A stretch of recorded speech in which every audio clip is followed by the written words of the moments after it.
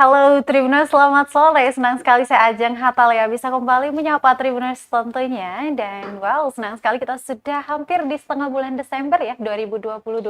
Semoga senantiasa Tribuners sehat selalu dan jangan lupa untuk mengupdate ya berita terbaru di mana lagi kalau bukan di www.tribunampon.com.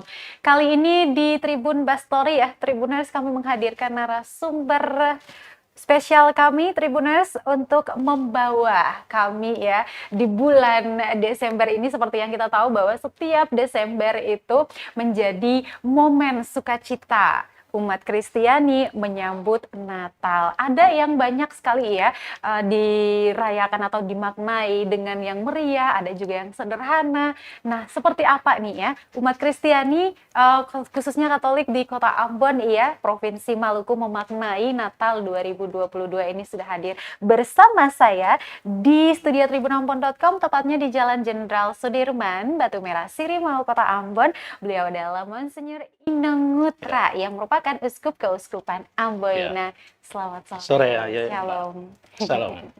Apa kabar Monsinyur? Baik, sehat. Luar Sehat. biasa. Luar biasa. Ya. Ini kami juga sangat berterima kasih bisa menyanggupi undangan kami ya. Ini juga bisa memberikan pencerahan begitu Monsinyur untuk Tribuners tentunya khusus yang merayakan Hari Raya Natal di 2022 ini. Baik Monsinyur. Kalau setiap kali ya di bulan Desember itu, ketika memasuki bulan Desember, kita melihat orang Kristen, orang Katolik yang ada di Kota Ambon, Provinsi Maluku itu sudah penuh sukacita begitu.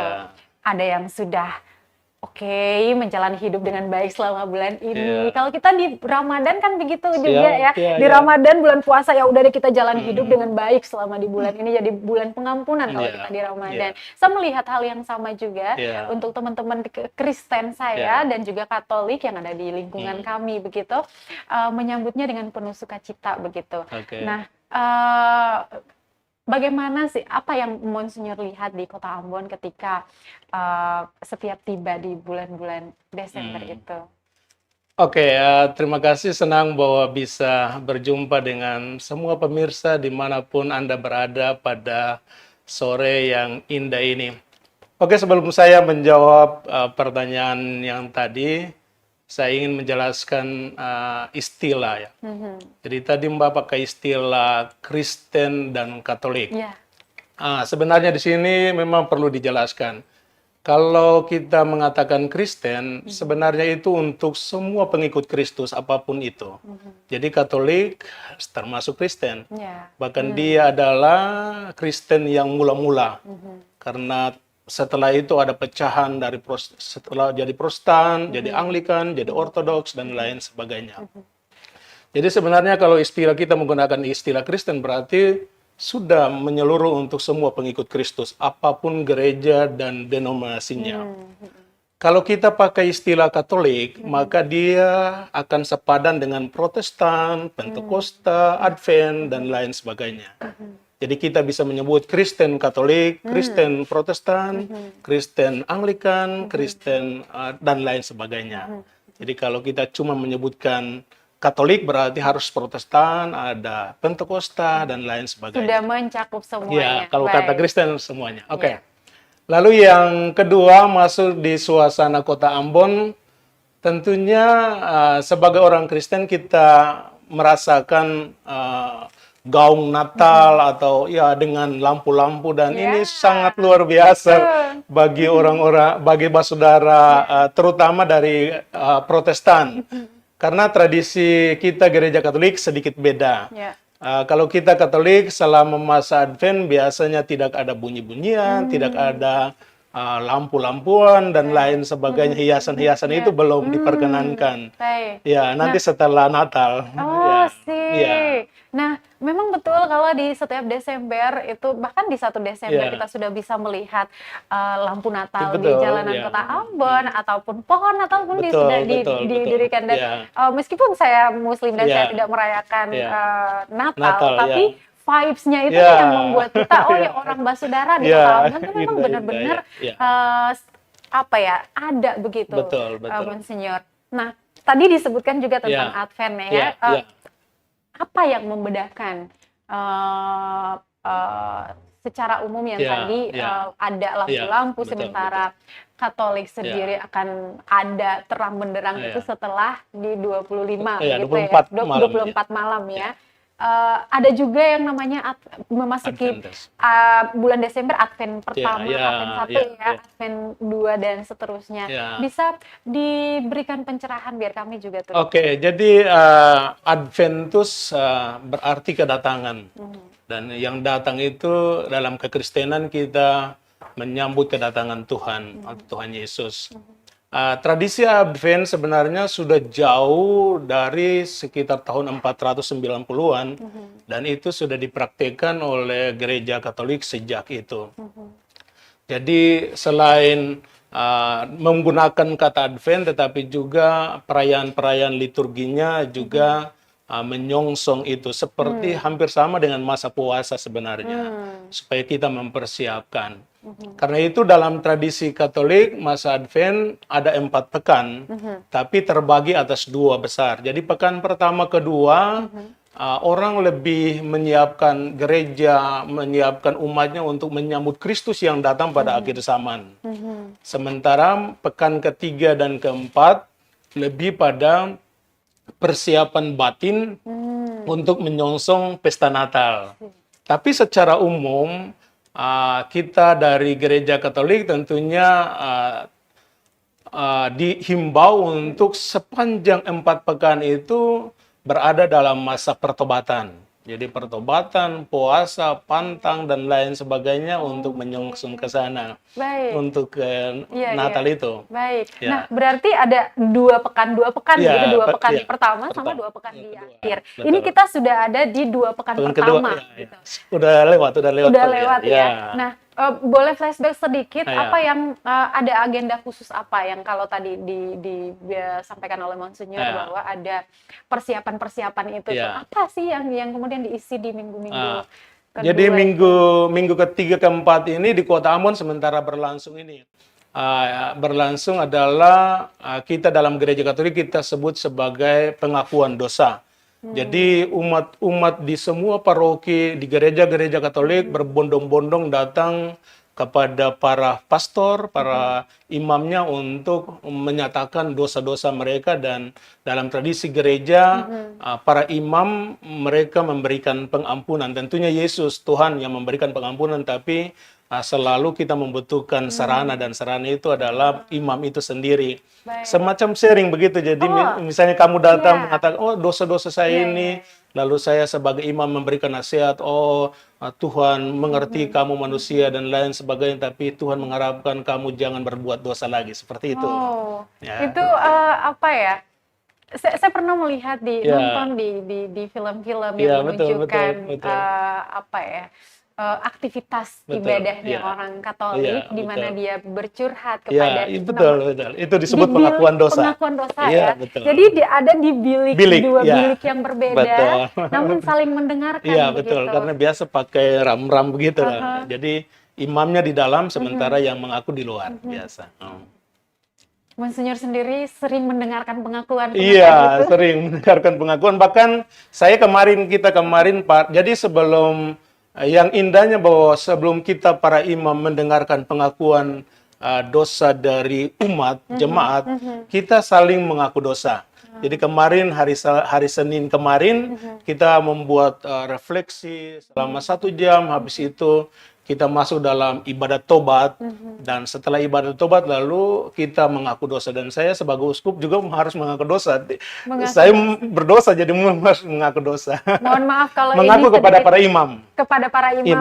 Ada satu imam yang saya percaya, lalu dia mendengarkan pengakuan dosa saya. Jadi kita saling mendengarkan pengakuan. Ya.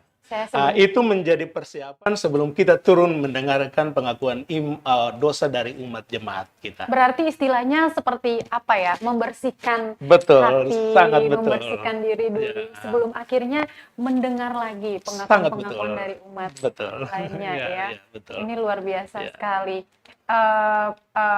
Beruntung ya untuk para umat Katolik karena mereka bisa bisa bisa mengeluhkan hal itu dan Iya, kemudian karena menerapkan. begini Mbak, Allah atau Allah dalam Islam, Tuhan atau Allah Mhm, dalam kekristenan itu, dia tidak pernah dapat dilihat, mhm, dia tidak pernah dapat disentuh karena dia Allah Akbar atau Allah yang mhm, Maha mhm, Besar. mhm, Karena itu betapa indahnya ketika Tuhan itu menggunakan sarana manusiawi. mhm, Jadi mhm, ketika kita para imam, berarti Tuhan lewat perantara kita, kita bisa mendengarkan doa-doa mhm, dari jemaat mhm, kita. Sehingga misalnya saya kasih contoh, kalau saya berdosa lalu saya berdiri berteriak di luar sana, Tuhan ampunilah saya, tapi tidak ada jawaban, mhm, maka telinga saya tidak bisa mendengarkan bahwa Tuhan sudah mengampuni. mmm, Tapi bedanya ketika misalnya seseorang datang, dia bilang, Tuhan, Bapak, mereka biasa panggil kita Bapak, Bapak mhm, pengakuan.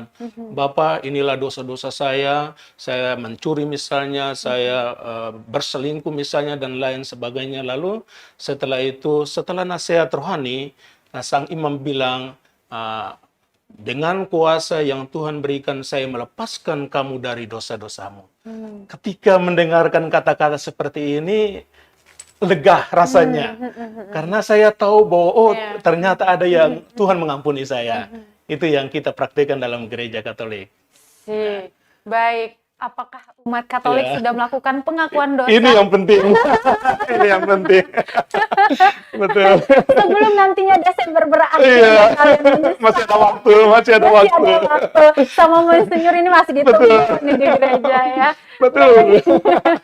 Ya, Ya. Tribuners, kalian boleh mengirimkan pertanyaan di kolom komentar ya, comment Ya. section. Mau mengaku dosa di kolom komentar juga Enggak boleh. bisa. Oh, tidak boleh. Harus ke gereja Harus ke gereja, gitu ya. ya face Ada to face. Betul, sarananya. ya, sarananya betul. Baik. Ya, Eh, luar biasa.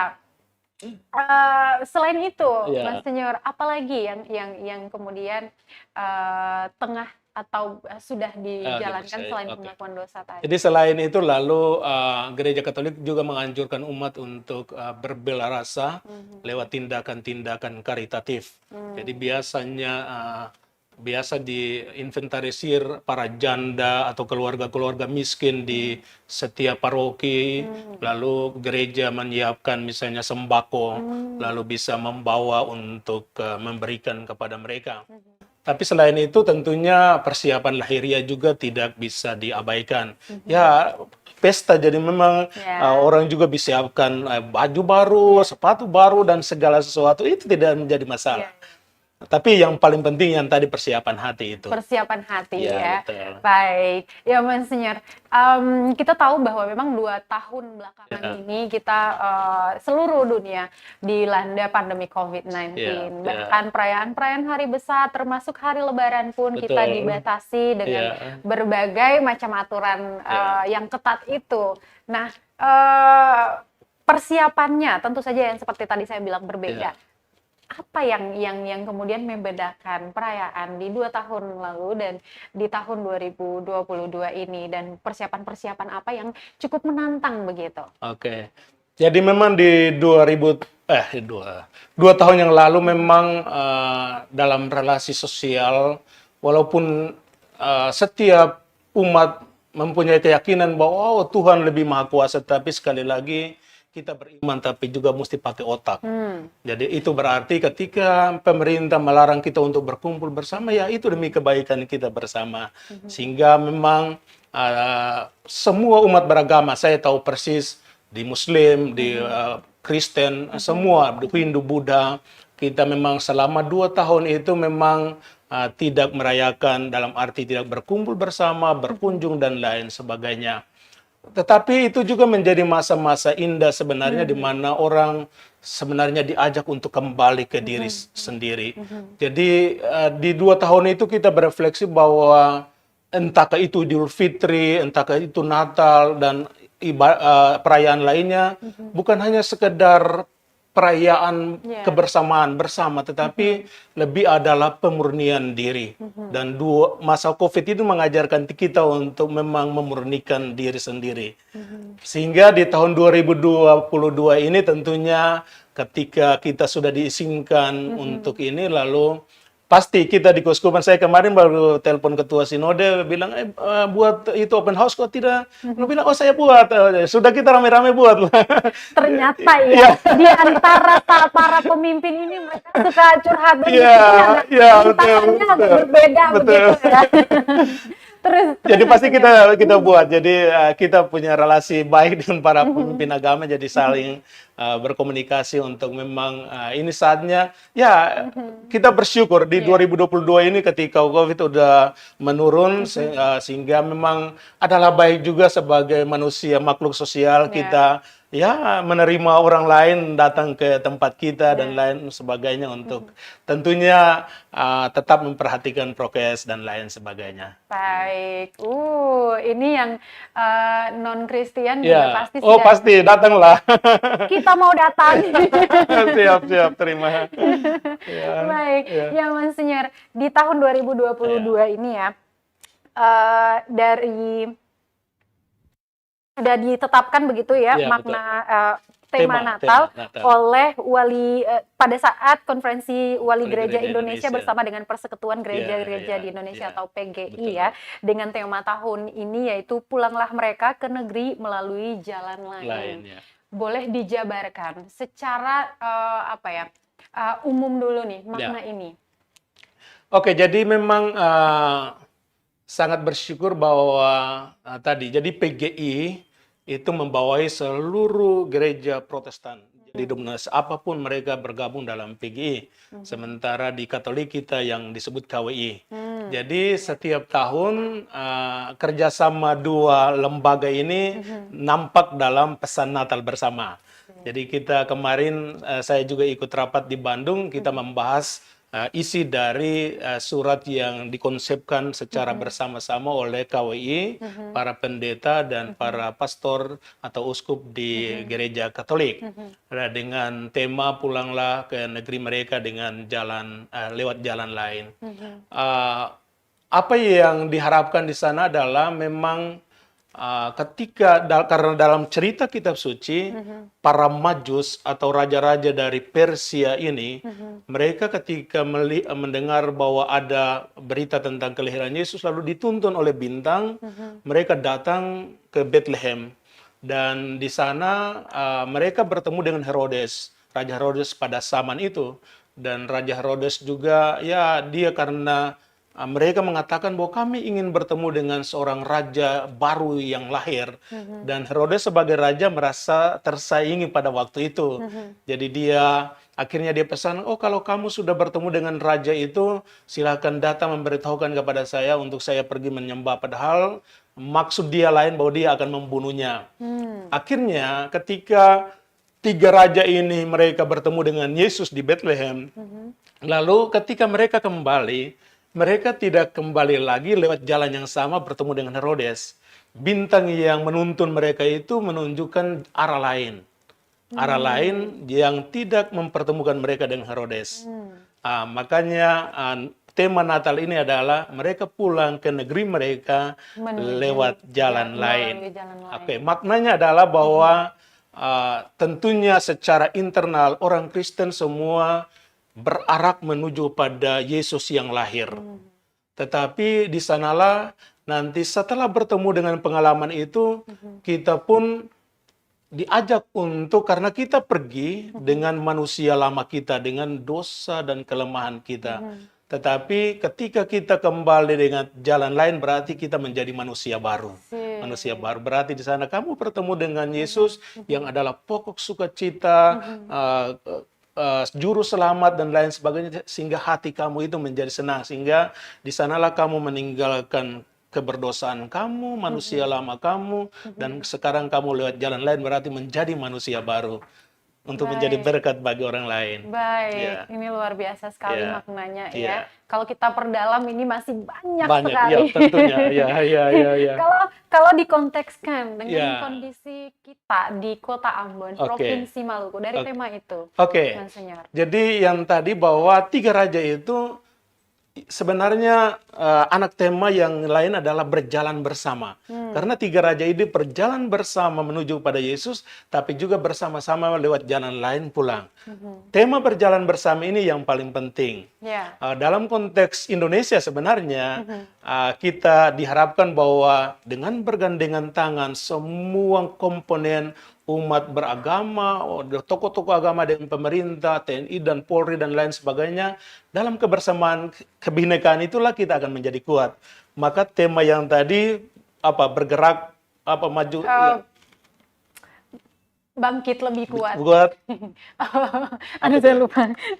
Ya, pokoknya itu. Ya. Itu hanya bisa kita capai ketika kita bersama. Baik. Ketika kita terpisah, tema itu tidak akan kita gapai. Baik, berarti kita underline kata berjalan Jalan bersama, betul. Konteks ini tidak serta-merta hanya umat Kristiani di dalamnya bukan. saja. Ya. Kenapa tema ini atau makna ini menjadi penting bagi orang Kristen? Jadi kalau perhatikan, saya setelah ditabiskan 23 April, lalu kunjungan ke 11 kabupaten kota, saya selalu menggandeng kelima tokoh agama.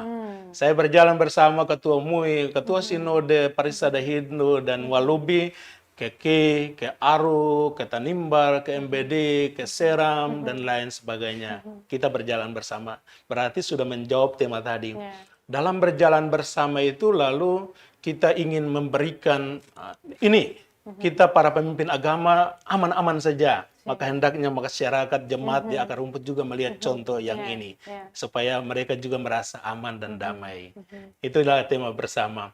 Jadi dalam konteks Maluku saya mengharapkan bahwa dengan berjalan bersama itu, selain kita memberikan ketenangan kepada masyarakat, jemaat, tetapi mereka juga melihat contoh, dan saya berharap bahwa apa yang kita cita-citakan sebagai Maluku yang damai, Maluku yang sejahtera, Maluku yang maju itu bisa tercapai dalam kebersamaan kita. Baik, Ya. luar biasa sekali. Ya. Monsinyur sudah memberikan pencerahan terkait dengan tema yang kalau kita kontekskan lebih sempit begitu ya. Hal ini menjadi sangat luar biasa dan tentang keberagaman yang dimana kalau di Maluku kita mengenalnya dengan Pela Gandong, kemudian orang Basudara, Ain Dike, Kalwedo, banyak. Betul, ini ikatan-ikatan ini yang dijaga melalui keyakinan-keyakinan masing-masing tadi. Sangat luar biasa. Baik, Tribuners, kita ke kolom komentar dulu, Monsinyur. Apakah sudah ada yang bertanya di sana? Di grup, oke. Kita langsung meluncur ke kanal Facebook fanpage. Akun dengan nama Yosep Ferdinand Telusain. Oke, siap. Baik, terima kasih. Kalian boleh bertanya ke Tribuners terkait dengan tema yang kita bahas ya. Ini juga merupakan tema tema Natal 2022 yang diangkat berdasarkan pertemuan antara kedua baik Wali Gereja Indonesia ataupun Persekutuan Gereja-Gereja di Indonesia, Tribuners. Baik, Monsinyur, kita lihat masyarakat di Kota Ambon dan Provinsi Maluku secara umum, terutama nih yang muda-mudi, anak muda. Kita tidak bisa mengukur keimanan seseorang dan segala macam. Tapi dari kacamata Monsinyur melihat seperti apa anak-anak muda saat ini, terutama dalam memaknai Natal itu sendiri. Oke, jadi memang di satu pihak kita tiba pada zaman atau masa di mana digitalisasi atau media sangat canggih. Jadi disinilah sebenarnya kita ditantang. Jadi itu adalah dunia orang muda, dan saya selalu di mana-mana katakan bahwa media sosial ini adalah anugerah terbesar dari Tuhan. Bayangkan kalau kita bandingkan dengan zaman 80-an, 70-an dengan masih telegram, masih surat menyurat, kan beda sekali sekarang. Di mana kita bisa lihat screen kita bisa lihat orang di sana. Jadi hal pertama kita harus syukuri bahwa ini adalah anugerah Tuhan. Tetapi secanggih apapun alat itu bermanfaat menjadi berkat atau merusak itu tergantung dari the man behind the gun. Jadi manusia yang menggunakannya. Karena itu ya ketika alat canggih tapi kalau kita menggunakan untuk mencaci, mencerca dan lain sebagainya maka akan merusak. Dan itu daya rusaknya sangat luar biasa. Sementara kalau kita memanfaatkan untuk pewartaan di agama apa saja, pewartaan firman atau kebijaksanaan yang dari agama-agama, maka itu akan membuat masyarakat akan lebih utuh. Kita kembali kepada orang-orang muda. Memang ini tantangan, saya kira tantangan bagi semua agama, tidak terkecuali. Bahwa cara beriman mereka tidak seperti kita dulu. Maka saya selalu mengatakan bahwa kita tidak bisa mengukur generasi ini dengan apa yang nilai-nilai yang kita bawa dari zaman lalu. Kita harus masuk dunia mereka lewat pintu mereka. Kita tidak bisa lewat pintu kita. Kita lewat pintu mereka. Saya kasih contoh. Anak-anak muda kan mereka suka dengan misalnya pesta-pestaan, piknik dan jalan dan lain sebagainya. Disitulah para pemimpin agama ditantang. Tidak hanya tidak boleh berjalan, tidak boleh berpesta, tidak. Coba masuk, rayakan kebersamaan dengan mereka. Dari situ baru kamu bisa mengarahkan, oh ini bagus, tetapi lebih baik kita lewat jalan lain ini. Itu mereka lebih menerima kita daripada kita langsung konfrontasi. Dan saya rasa kita juga dengan akhlak atau tabiat anak muda ini, lalu para pemimpin agama harus kreatif untuk bagaimana menanamkan nilai-nilai keagamaan dalam diri generasi-generasi muda. Bagi Monsinyur sendiri, apakah itu memang tantangan begitu, dan bagaimana bagi saya tantangan tetapi juga peluang. Saya kasih contoh. Dalam setiap pertemuan, dalam kunjungan, saya selalu selain menggagas kegiatan jalan bersama para tokoh agama, kegiatan kedua yang sangat luar biasa bagi saya adalah kegiatan anak remaja lintas agama. Jadi setiap kali saya turun di tempat itu, ya anak-anak yang dari Muslim yang berjilbab atau pakai songkok dengan yang Kristen, yang Hindu, Buddha, mereka datang, tidak dibuat ajaran agama apapun di sana, tapi yang dibuat adalah bernyanyi bersama, bermain bersama. Itu aja udah cukup bagi mereka. Supaya sejak dini kita menanamkan bahwa mereka sadar bahwa saya punya teman itu ada yang Muslim yang pakai jilbab. Saya punya teman itu ada yang Kristen, ada yang Hindu dan lain sebagainya. Dan saya selalu katakan ini adalah investasi masa depan. Kita di Maluku sudah sangat terluka dengan kejadian 22 tahun lalu, 20 tahun lalu.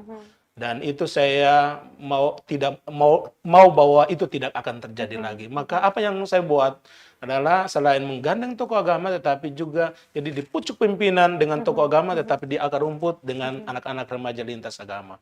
Karena itu saya tidak akan pernah tenang kalau pergi ke suatu tempat tidak ada kegiatan anak remaja lintas agama. Semua pasti hadir untuk itu. Baik, baik Monsinyur. Hal ini juga mengingatkan saya di masa-masa perkuliahan dulu, karena memang kami sangat multi religion di sana. Ada kebanyakan teman saya adalah Kristen, Katolik, dan nilai yang lainnya juga ada. Dan kadang-kadang aturan yang saya jalani sebagai seorang Muslim itu bahkan diingatkan sama mereka. Iya, betul, itu indah. Iya, dan itu saya sangat terharu dan sangat cinta kan teman-teman saya, karena mereka memperhatikan sampai ke hal itu. Mereka tidak datang dan mendikte bahwa ajaran agama saya begini.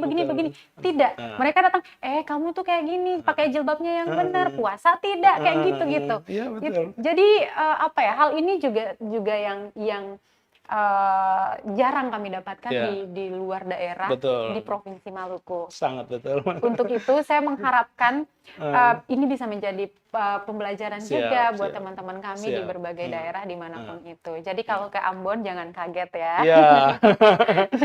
Saya punya foto dengan ibu-ibu berjilbab, dengan anak-anak berjilbab paling banyak, semua kabupaten kota pasti ada. Pasti ada.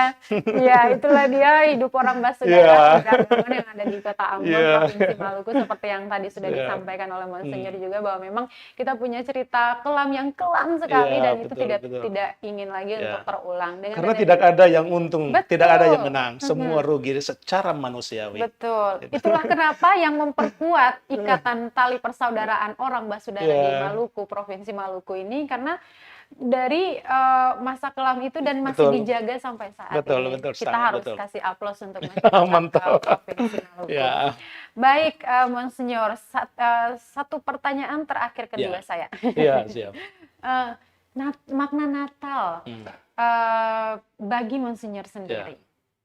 Oke, jadi bagi saya Natal itu, jadi kalau kita merayakan Natal, karena dalam kekristenan kita percaya bahwa Yesus itu adalah Putra Allah. Dan Dia yang tinggal di surga turun ke dunia. Dan Dia lahir, tidak lahir di rumah sakit, di rumah dan lain sebagainya. Dia lahir di kandang hewan. Kandang hewan. Ya. Apa maknanya? Maknanya adalah tidak ada yang lain selain kesederhanaan. Ya. Kesederhanaan dan kerendah hatian. Rendah hati. Ya. Kalau orang rendah hati, maka dia bisa hidup sederhana.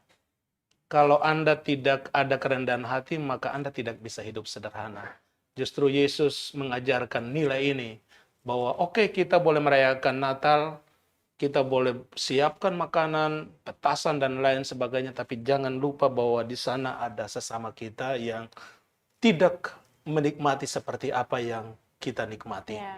Jadi kue yang kita makan pada hari Natal ini lebih baik dibagi dua dan sebagian untuk mereka di sana. Itu baru Natal dalam arti sesungguhnya. Baik. Kalau tidak sampai ke situ, maka Natal hanya sebatas sebuah perayaan. Ya. Baik, luar biasa. Nanti akan saya kutip. Ya. Siap. Baik, terakhir Monsinyur, mungkin imbauan Ya. baik itu ke umat Katolik ataupun Tribuners, Ya, masyarakat oke. Provinsi Maluku sendiri. Oke, himbauan saya, para pemirsa dan umat beragama dimanapun Anda berada, tentunya Natal seperti Idul Fitri atau perayaan-perayaan keagamaan lainnya selalu menjadi momen di mana kita bersukacita dan bergembira. Karena itu, mari selain umat Kristiani tetapi umat beragama lain di Provinsi Maluku, mari kita mendukung saudara-saudara kita yang merayakan, untuk mereka merayakannya dengan aman, dengan tenang dan damai. Tapi juga ini mengajak kita bahwa ada saatnya kita harus bergembira bersama. Walaupun setelah itu kita harus kembali ke rumah kita, kembali ke pekerjaan kita dan lain sebagainya.